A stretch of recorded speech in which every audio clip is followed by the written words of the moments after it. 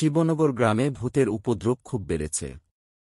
বিশেষ করে গ্রাম থেকে ডোমকল যাওয়া রাস্তার পাশে মাঠের মধ্যে যে বড় বাঁশঝাড়টা আছে, সেখানে একদল বদখত ভূতপেতনী আস্তানা গেড়েছে।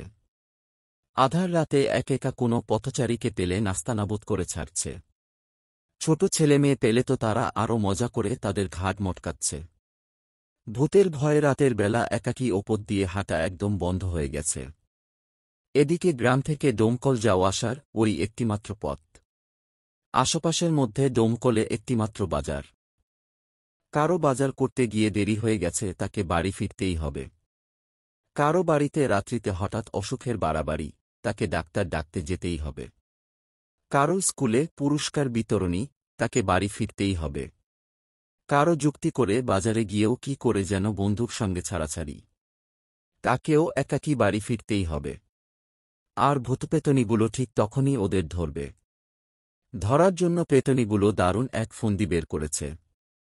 কিরকম ফন্দি? গ্রামের শিবমন্দিরের পুরোহিত বৃদ্ধ রামকমল ভট্টাচার্য জিজ্ঞেস করলেন। সমবেত লোকদের মধ্যে সমর মণ্ডল বেশ গুছিয়ে কথা বলতে পারে। সকলের পক্ষ থেকে সে উত্তর দিল, বাঁশঝাড়ের যে কয়েকটা বাঁশ রাস্তার ওপর হেলে আছে, পেতনীগুলো তার ওপর সাদা কাপড় পরে বসে থাকছে। তে খাখাখাখাখানে তো ফন্দি। ভট্টাচার্যমশাই হাসতে হাসতে আবার জিজ্ঞেস করলেন, তা ফন্দিটা কি, সেটা তো বল।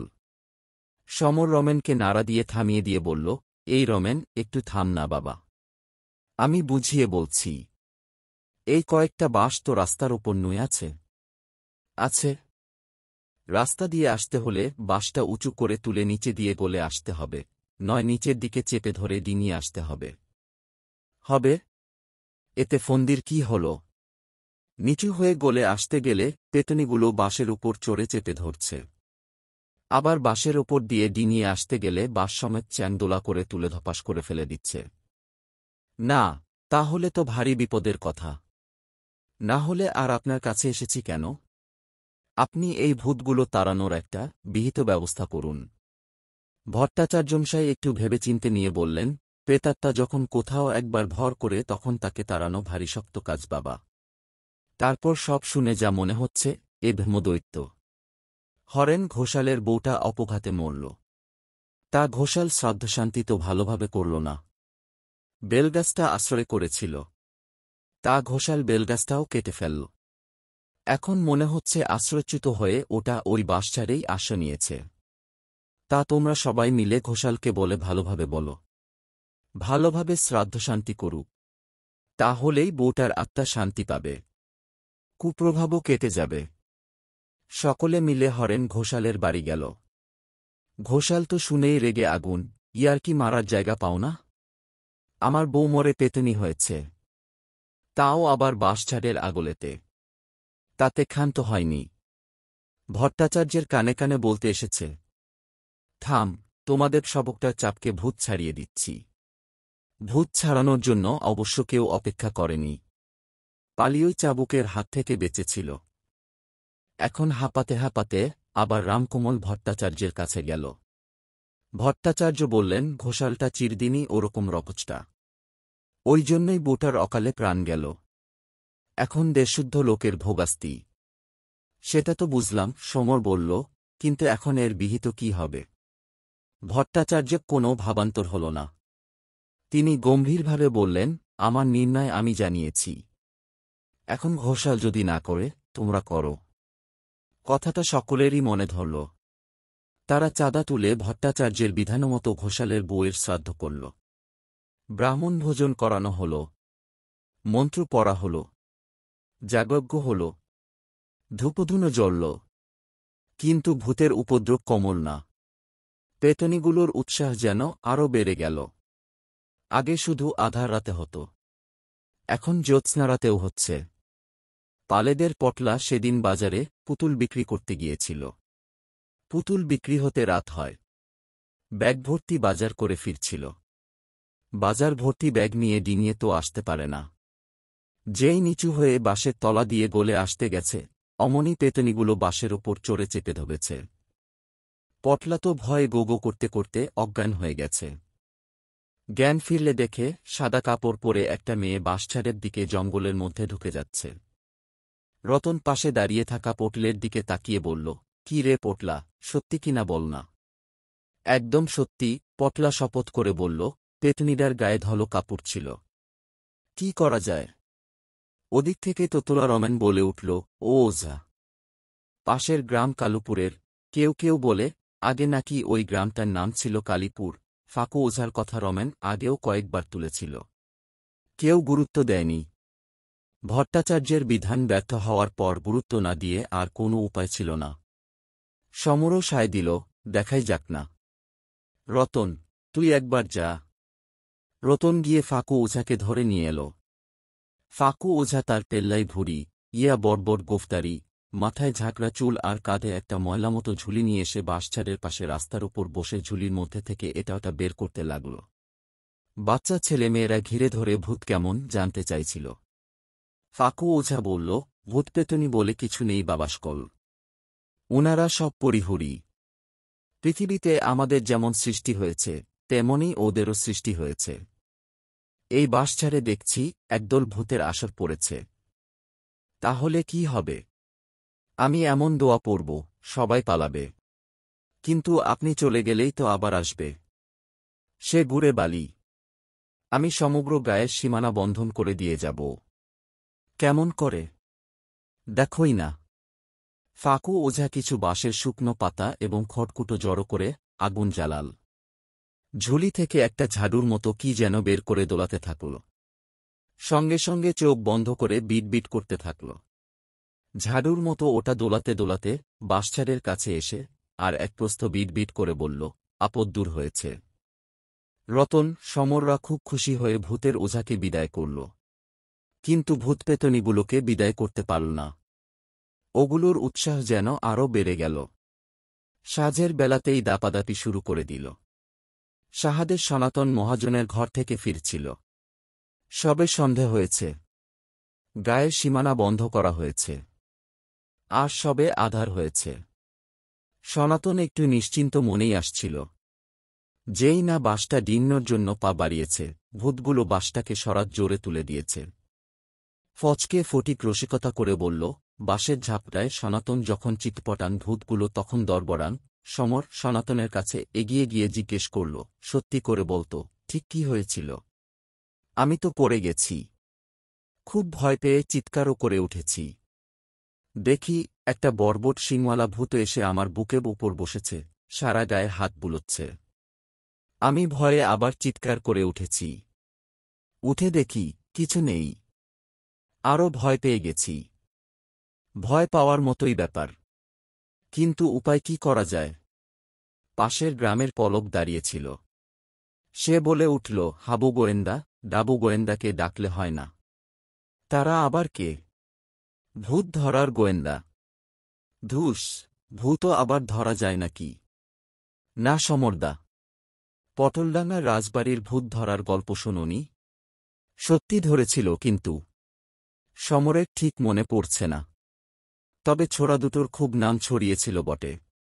এমনই কি আর ছড়িয়েছিল? তাহলে ডাকা যেতে পারে।